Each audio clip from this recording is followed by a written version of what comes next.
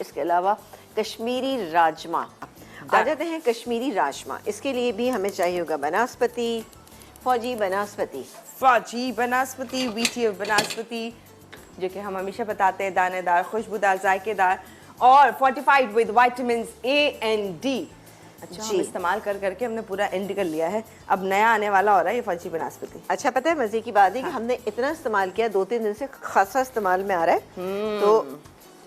तो ये देखिए, और जीरो कोलेस्ट्रॉल है, सबसे बड़ी बात, जमता नहीं है, जबरदस्त है, आपके सामने आपको नजर आ रहा है। वरना कुछ बनास्पति ऐसे होते हैं, आप चम्मच डालें, आपके चम्मच टूट जाएंगे, लेकिन वो बनास्पति नहीं निकलेंगे। थोड़ा सा डालिए, जी थोड़ा और डालिएगा।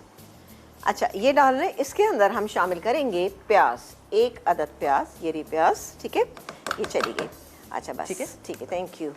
अच्छा, इसको हम हल्का सा फ्राई करेंगे और साथ ही इसमें क्या क्या चीज़ें और ऐड करेंगे ये आपको बताएंगे। ये है मेरे पास यहाँ पे मौजूद है दही, ये डालेंगे, और मलका का अदरक लहसुन का पेस्ट है वो भी इसके अंदर हम शामिल करेंगे।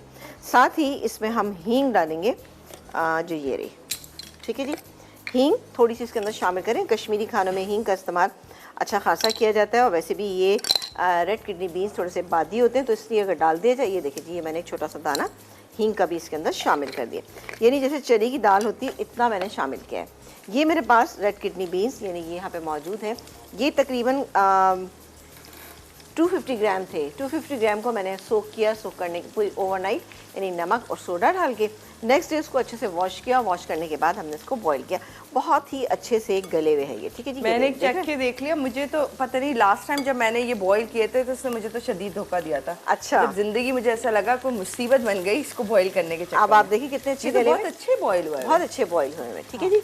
ये हो गया। अब इसके अंदर हम शामिल करेंगे मलका का अदरक और लहसुन का पेस्ट, ठीक है। आप क्रश किया हुआ भी शामिल कर सकते हैं, लेकिन चूंकि मेरे पास अच्छा फ्रेश था तो मैंने सोचा हम यही डाल देते हैं। अच्छा, और यूजुअली क्या होता है, हम बना के रखते हैं, हम कहते हैं नहीं नहीं नहीं वो बात नहीं आती, वो टेस्ट नहीं आता, बट मलका द क्वीन ऑफ टेस्ट का जब आप ये बॉटल उठाएंगे, खोलेंगे, तो आप कहेंगे वाकई ऐसा लग रहा है कि अभी के अभी आपने फ्रेश बिल्कुल बनाया है। खुशबू अच्छी है, टेस्ट आपको अच्छा मिलेगा, जो एक्चुअल आपको गार्लिक पेस्ट में जो चाहिए होता है ना, वो आपको दे रहा है ये मलका, वही टेस्ट, वही। ये देखें आप, और ये जबरदस्त। तो ये बॉटल्स ले आए, प्लास्टिक बॉटल्स हैं, आराम से यूज़ करें, आराम से ओपन करें, और फिर उसको जब ख़त्म हो जाए तो किसी और चीज़ के लिए भी इस्तेमाल कर सकते हैं। तो ये बेहतरीन है। ये हो गए। अब इसमें डालेंगे दही, जो मेरे पास यहाँ पे रखा है, ये तकरीबन आधा कप के बराबर दही है, ठीक है। कि मैं भी इसको क्लीन करती हूँ, तो थोड़ा सा मिक्स कर लेते हैं पहले। हींग की भी बड़ी अच्छी चीज़ से खुशबू आ रही है। अब बाकी के मसाले डालेंगे। इसमें क्या क्या जाएगा, अब भी अभी ज़रा सा उसको मिक्स कर लीजिए। अभी मुझे दीजिएगा मसाला बॉक्स।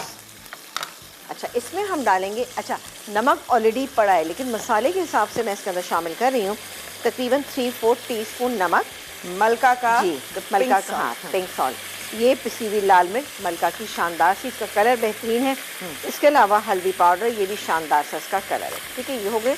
इसके बाद इसको थोड़ा सा भून लेते हैं मसाले को। बहुत ही अच्छा ये बनता है, आप इसको ज़रूर बनाइएगा। सैलेड में इस्तेमाल करें, गोश्त में डाल के बनाएं, दाल के साथ बनाएं, बहुत ही बेहतरीन होता है ये। इसकी काफ़ी रेसिपीज़ मैं आप लोगों को दे चुकी हूँ।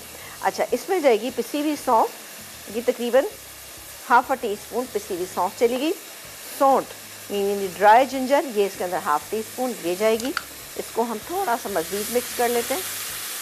अच्छा, तेल अगर नहीं भी ऊपर आता तो कोई इशू नहीं। इसके बाद हम इसमें शामिल करेंगे, ये मेरे पास जो मौजूद है राजमा, यानी लाल वाला लोबिया, ये डालेंगे इसके अंदर। पहले थोड़ा सा इसको क्लीन कर लेते हैं। चलें, ये हो गया।